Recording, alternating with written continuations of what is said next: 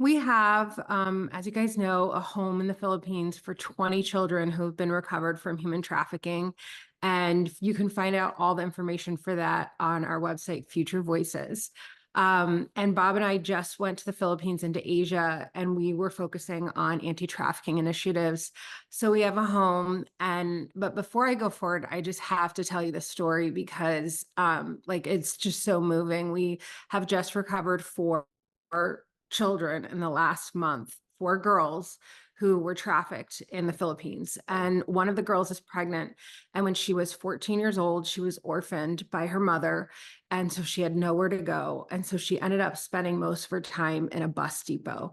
And when she was in the bus depot, a young man came in and lured her into human trafficking and started to exploit her for the vulnerable situation that she was in. And so he was making money off of her innocence and her vulnerabilities. And she got pregnant. So she's 14 and she's pregnant. And then her trafficker shot and killed someone in front of her. And so because she was there, 14 years old, she also got arrested. And she was looking at jail time, but decided to have the courage and the strength to testify against her trafficker. And so she did that. And so she's been moved into our home. And so I want to show you a picture of her. This obviously I can't show you her face, but she's just turned 15 and she's obviously pregnant. And we're going to call her Sarah. And so just right now, God, we just ask for Sarah for breakthrough and for protection, God, even as she's chosen to be so brave and to use her voice. But along with Sarah, we got three more children into our home. So our house is completely filled. And Bob and I were just in Asia last month, and we got to spend a week with the kids. So where our home is in the Philippines is in a very dangerous place. It's in a militia controlled environment. And so while the home and the children are safe, it's actually a lot more dangerous for them and for us if we go there, because why are all of a sudden this big missions team, we had a missions team with us, why are they at this home? Yeah. So we rented an Airbnb for the children in a safe city, and we brought in a missions team who could do trauma therapy and inner healing and pray with them. And we even held a princess party for them where we had just like incredible decorations and great food. They love barbecue. And we got the equivalent of the Filipino Chick-fil-A for them. But the stories of that week were so powerful. One of the girls who came in to our home who had a lot of physical ailments because of her trafficking, I'm going to be really appropriate. And so she has some diseases because of her trafficking, and we have to get her medical care. And so, she has long-term ramifications in her life because she was trafficked. And she has places where she has to dig down deep and find God and find hope that most of us will never know that pain. And I sat with her and talked with her, and she said that she always wondered how God could be real if all of these tragic, horrible things had happened to her. But that through that week of ministry and of healing, she said, I felt God's presence. And now I know that God is real. And there was another girl who said that I always felt like there was a heavy weight on me. I never knew what it was, but now I feel like that is lifted. And another girl that we were with that week, who I just had such a special bond with, she left and she said, I don't even remember the last time I really smiled.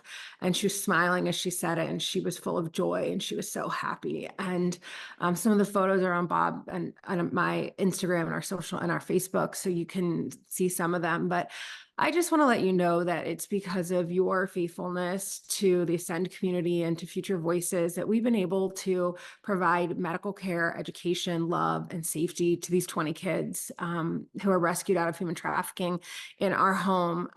Bob actually changed the name. We've been calling it Promise House, but because Bob saw so many smiles on these kids' faces and joy, we've decided to change the name of the house to the Happy House, because that's what we saw that week. And I just want to say thank you to you guys for supporting us and for making it possible for us to continue to rescue children. Please be praying for Sarah.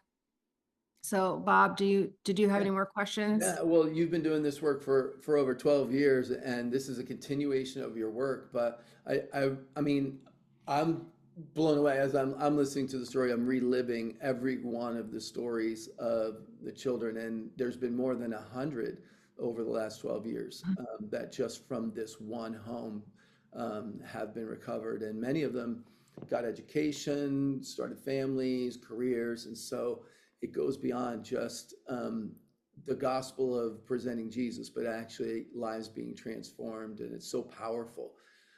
What if people Can want I, it made me to, think of something when you were saying that, go ahead. because there's just so much hard times going on right now. And I feel like I want to acknowledge that, but one of the things that I've always, in the middle of the fact that there's more than 40 million people being trafficked, and sometimes it can just seem like a really big number. When I'm on the phone with our home director and I hear the story of Sarah, a pregnant 14-year-old girl who was sold for sex because she was orphaned and then she was living at a bus depot and got arrested because her trafficker shot someone, and now she's in our home and she's safe and the baby's safe and she's going to be going to school, and then she'll get an education, Yeah, and this is like multiple generations of getting out of human trafficking, and this is how it's done. But when I hear the stories of the girls that have come in situations just like Sarah's, that then go on to graduate and become nurses and computer programmers, I mean, like, I always think like I could never be a computer programmer, and these kids have go on to live transformed lives, powerful lives, yeah, but then they also change the legacy of their family. Like Sarah's child will hopefully never know the pain of human trafficking. And when I think about how hard God fights for these ones, then I remember also how hard he fights for you and how hard he fights for me right. and how hard he's fighting for us in our lives right now.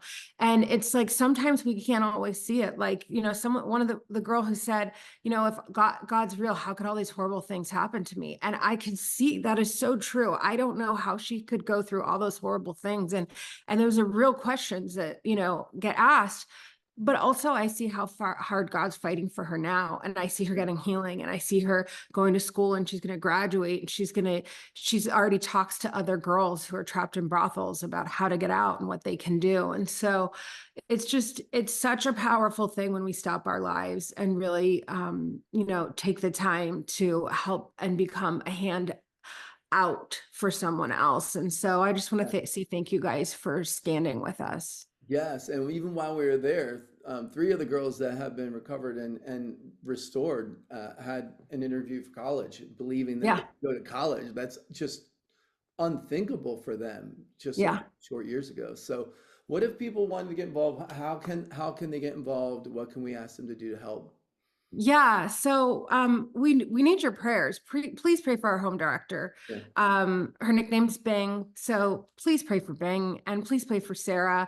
we She's love got a lot of medical things and stabilization and security risks right now. And we also need to raise $10,000 for these four new girls who have come in.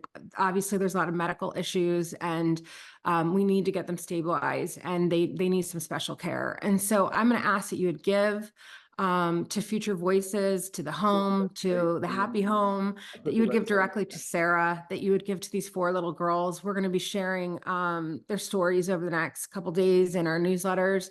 But I think we do have an immediate need for $10,000 to take care of these girls.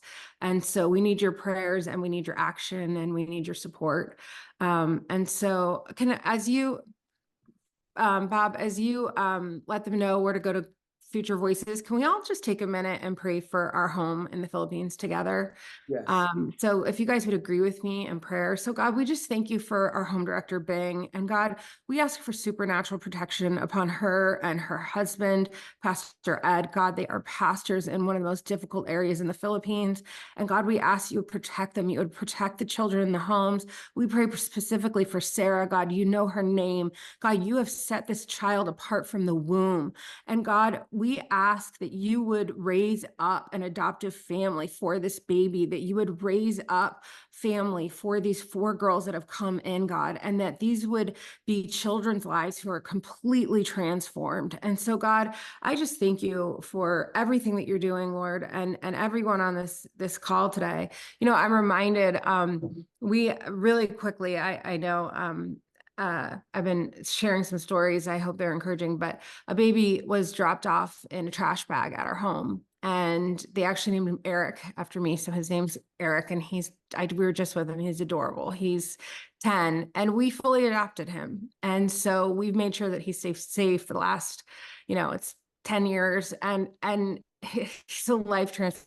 He played 6 instruments. Like, he had so many conversations in the most amazing English with Bob, and he's just such a delightful young man, and he loves to go out into the neighborhood and bring food to hungry kids, and he's just such a powerhouse. So I look forward to being able to share more stories of transformed lives. And thank you for just supporting us and listening to us and praying with us.